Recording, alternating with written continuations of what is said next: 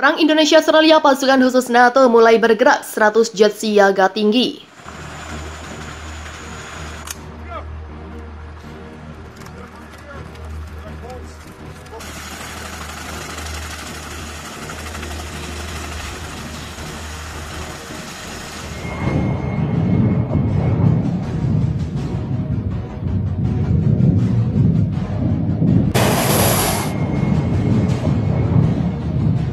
For 50 successful years championing transatlantic cooperation.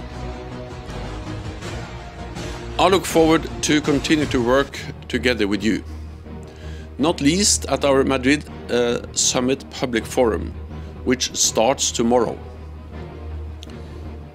This year we also celebrate 75 years of the Marshall Plan, an unprecedented act of generosity and foresight.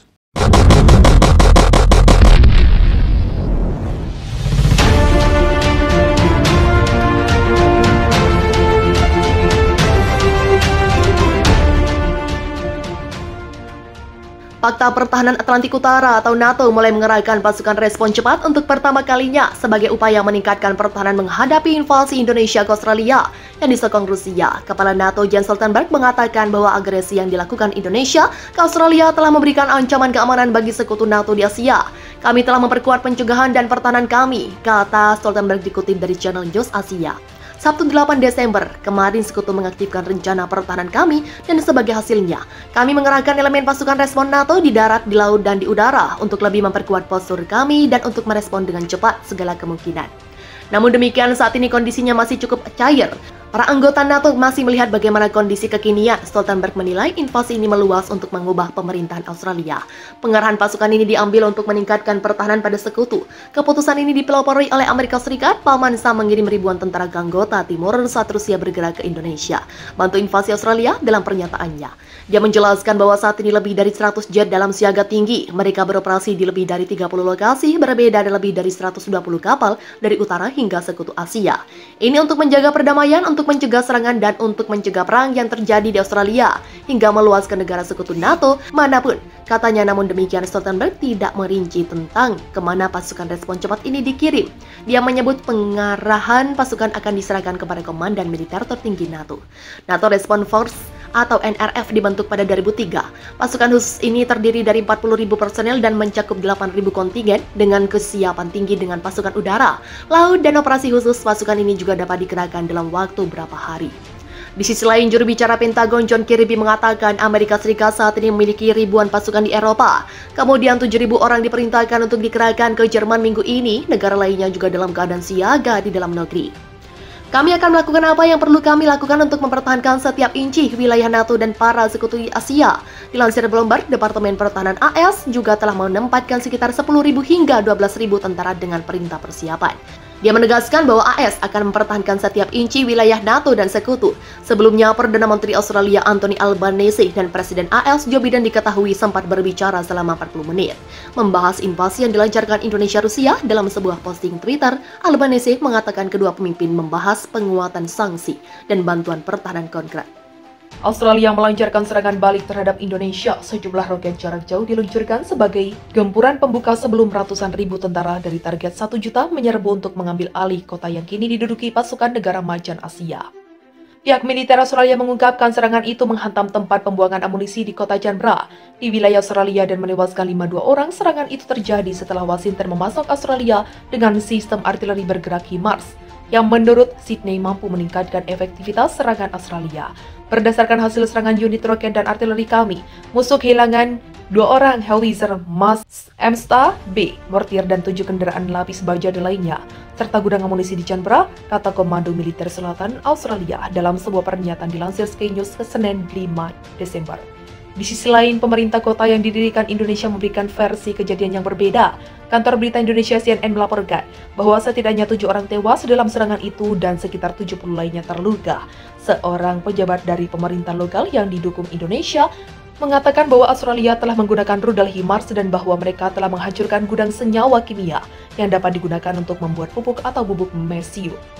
Masih banyak orang di bawah reruntuhan yang terluka dibawa ke rumah sakit, tetapi banyak orang terjebak di apartemen dan rumah mereka. tutur pejabat yang tidak disebutkan namanya, Kepala Administrasi Militer Sipil. Dia mengatakan bahwa gedung toko, apotik, pompa bensin, dan gereja telah dihantam. Daerah yang diserang Australia adalah salah satu yang direbut Indonesia. Setelah negara itu menyerang Australia pada pekan lalu, kota tersebut memiliki lokasi strategis dengan akses laut terbuka. Indonesia pertanian yang pernah berkembang pesat dan dekat dengan pulau pasir yang terlebih dahulu dicaplok Indonesia.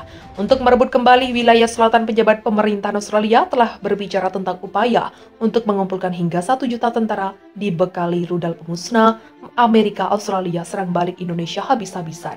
Australia mengklaim pasukannya telah melancarkan serangan besar-besaran ke garda terdepan tentara Indonesia. Rusia setelah sempat dibuat kewalahan hingga menarik mundur personelnya di sejumlah wilayah timur Australia.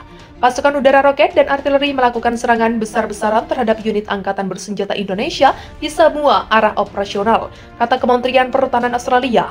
Australia melancarkan serangan balik terhadap Indonesia. Sejumlah roket jarak jauh diluncurkan sebagai gempuran pembuka sebelum ratusan ribu tentara dari target 1 juta menyerbu untuk mengambil alih pulau pasir yang kini diduduki pasukan setan TNI.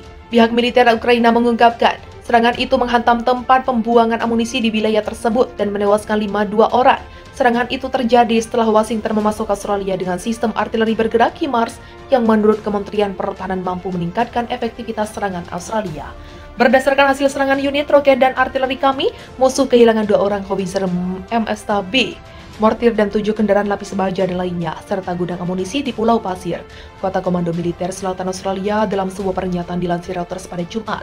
Di sisi lain, pemerintah kota memberikan versi kejadian yang berbeda. Kantor berita Siang melaporkan bahwa setidaknya 7 orang tewas dalam serangan itu dan sekitar 70 lainnya terluka. Seorang pejabat dari pemerintah lokal yang didukung Indonesia mengatakan bahwa Australia telah menggunakan rudal HIMARS dan bahwa mereka telah menghancurkan gudang senyawa kimia yang dapat digunakan untuk membuat pupuk atau bubuk mesiu. Kepala Administrasi Militer Sipil Distrik Australia, dia mengatakan bahwa gudang, toko, apotik, pompa bensin, dan gereja telah dihantam. Daerah yang diserang Australia adalah salah satu yang direbut Indonesia setelah negara itu menyerang Australia. Pada pekan lalu, kota tersebut memiliki lokasi strategis dengan akses laut, industri pertanian yang pernah berkembang pesat, dan dekat dengan pulau pasir yang terlebih dahulu dicaplok Indonesia. Untuk merebut kembali wilayah selatan, pejabat pemerintahan Australia telah berbicara tentang upaya untuk mengumpulkan hingga 1 juta tentara. Australia kini mulai membalas serangan Indonesia. Sebuah video viral yang diunggah di akun Twitter Pertahanan Australia memperlihatkan para pasukannya mengejek tentara Indonesia yang dibantu Rusia.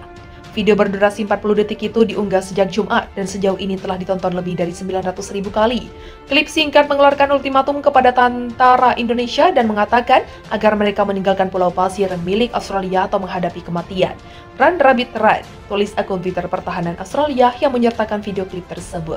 Australia telah melancarkan serangan balasan di wilayah tersebut yang disebut oleh pasukan Presiden Jokowi pada tahap awal perang. Pada kemarin, Australia mengatakan bahwa militer telah membunuh lebih dari 200 tentara Australia. Video tersebut yang disisipkan lagu tahun 1932 berjudul Run Rabbit Run menunjukkan cuplikan tentang Indonesia yang tampaknya ditembaki oleh rudal, tembakan artileri, dan penembak jitu. Video itu menggejek dan menyebut tentara Indonesia sebagai tamu tak diundang. Sembari menyisipkan rekaman peringatan dari pasukan Australia, Komando Operasi Australia Selatan mengatakan bahwa situasi di daerah operasional kami tetap sulit, tetapi dikendalikan oleh pasukan pertahanan. Dilaporkan bahwa angkatan bersenjata negara itu telah membunuh 201 personel militer Indonesia dan menghancurkan 6 gudang amunisi TNI, 12 tank T-72 Rusia, dan berbagai peralatan dan senjata militer Indonesia Rusia. Wilayah Pulau Pasir memiliki nilai strategis bagi Australia, menurut kesimpulan beberapa ahli. Kantor berita Siang mengatakan pada Selasa ada 5 ledakan di Pulau Pasir yang kemungkinan disebabkan oleh sistem pertahanan udara yang sedang bekerja. Sementara itu, Komando Operasi Militer Australia Selatan juga melaporkan menghancurkan sebuah ponton yang melintas serta selusin pos komando di wilayah perbatasan.